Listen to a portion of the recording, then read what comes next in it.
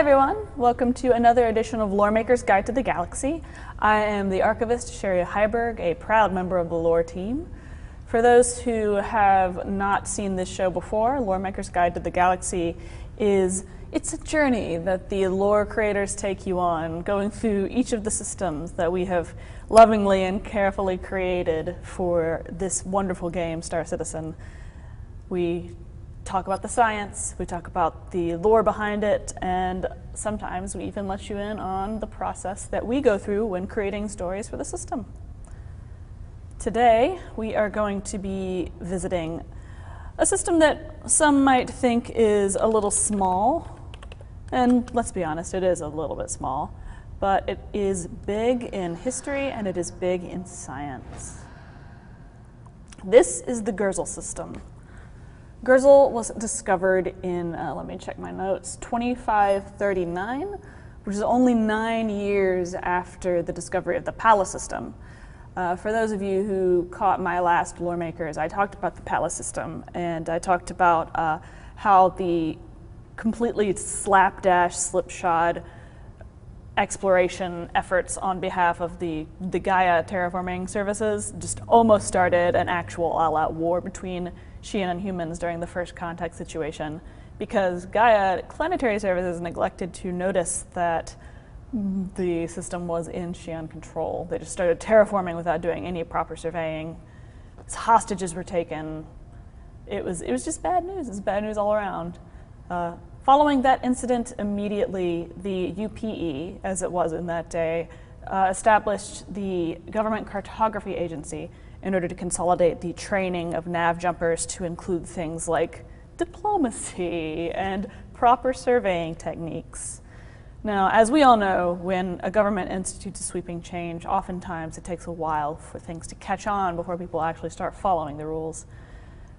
Gurzil is an example of someone who decided he didn't want to follow the rules, of course. It's a nav jumper who recently lost a leg in a ship explosion, which I think is pretty cool. His name is Gurzil Kosako. After he survived this catastrophic blast in which he lost his ship, he recovered from losing his leg. He went down to the ship dealership and got himself something new. He decided that he was going to spend the rest of his life looking for jump points. He navigated to the Hadrian system.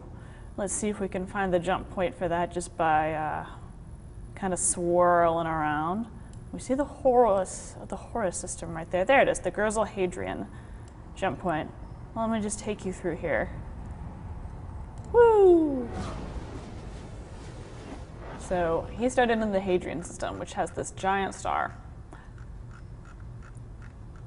And he spent a while just in the outskirts of the system, away from the sun, beyond the asteroid belt.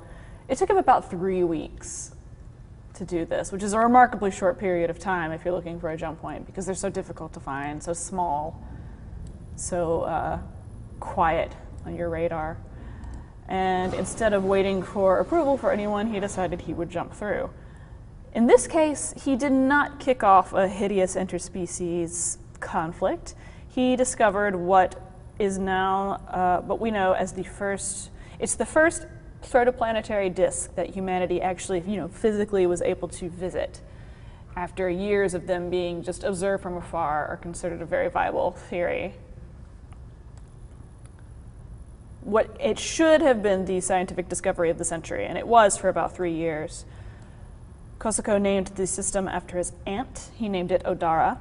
However, 3 years later, a Shian explorer who was much like, let me just double check his name, much like Kosako, came through. It was a Shian scout ship, and they discovered the system for themselves. And unfortunately for us, on the other side of that jump point, let me see if we can find it. We've got Gurzil, Horus, where is it? Here it is, the Rila system. Now, anyone familiar with the lore knows that the Rila system is a military system. The Shian typically will develop systems to serve just one purpose and one purpose alone. And Rila is, as I said, dedicated to military training, military maneuvers, ships, war games, anything you can think of. This is just like it's a giant base. It's headquarters for all kinds of different branches of the military. Not exactly the thing that we wanted connected to a system that we had discovered, considering it was the beginning of the Cold War with the Xi'an. Let's navigate back if we can find it. Sorry about making the camera go too crazy. I don't want to give anybody motion sickness. Zoom out, we can find it. There it is, real like Gurzil. So, not quite as close to the sun as the one in the Gurzil system itself. So, in accordance with the tradition at the time, it was declared a peri-line system. Gurzil was named Gurzil after, let me just double check, the Berber deity of war, because all the peri-line systems were named after gods of war, Pallas, etc. And sadly, Odara, the name Odara was never restored even after the dissolution of the peri-line. It's still known as Gurzil today. It became one of the areas of the Cold War where a couple of skirmishes happened, dozens died, like sneak attacks occurred, ships would get caught in the dust and gas in the system. It would mess with their nav equipment and they would crash or run into each other, even in the vastness of space, which is a rare event, but if you can't see where you're going to run into something a lot of the time. So as I said, dozens died. Some of the attacks were blamed on Tavaran refugees who were known to be camping in the area. Some of the attacks were blamed on secret Xi'an military assassins, which could have happened, and some of the attacks were blamed on secret cabals within the UPE, which eventually evolved to the UEE over the course of the next 200 years. But it wasn't going to be until the dissolution of the peri-line that this system became open to scientific study, which is as it should have been from the beginning.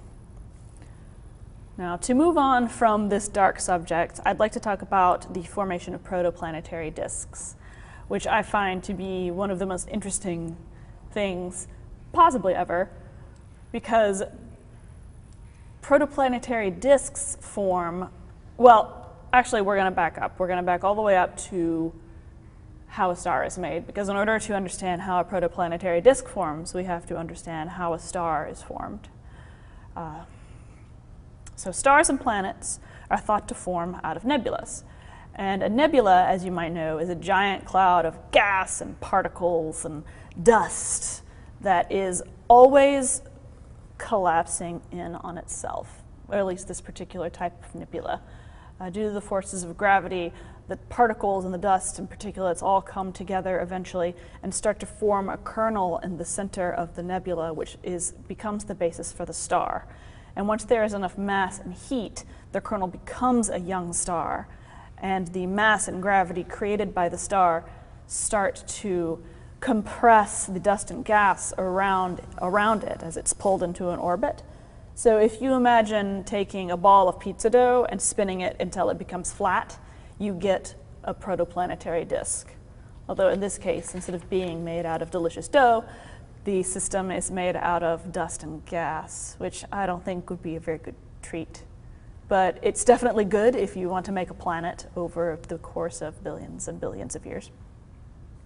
Now, so as these particles orbit the sun, the new young sun, which in this case Gurzil is a K-type star, orange, so it's a little cooler, a little smaller than our sun, and has the potential to be much older, which is super cool, I feel.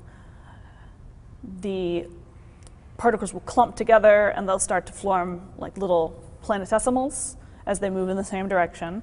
And over time, the planetesimals will attract more dust and gas and they'll become planets. And the orbits will start to clear out and you'll get things like rocky planets or gas giants or gas dwarfs or dwarf planets or asteroids that are left over, or even comets that form out of ice and dust and just get flung out into crazy orbits and cause people to believe that divine omens are approaching to influence their world.